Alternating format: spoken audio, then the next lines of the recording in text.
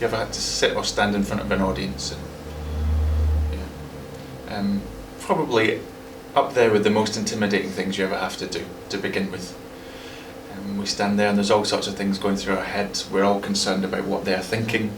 Maybe we're not actually concentrating on what we're saying, or we do the opposite and we forget they're there and we concentrate entirely on the words that we're using, and it loses all the impact we would want it to have.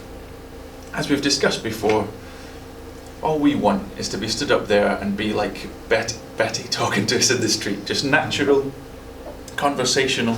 Any presentations we've watched, any courses we've been through, they're the ones we benefit from. They're the ones where they sit down and you smile at them because they had you in the palm of their hand.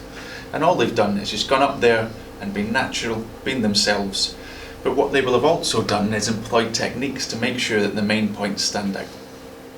And so all we're going to do is take the principles that we've discussed and apply them to speaking when presenting.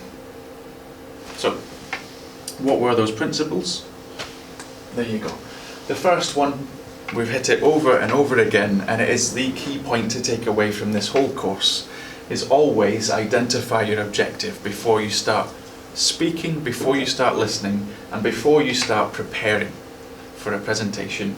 Identify, what is the key point I want to put across here? What do I want my audience to feel?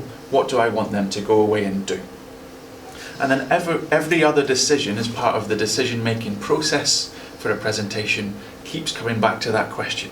Is it taking me towards my objective?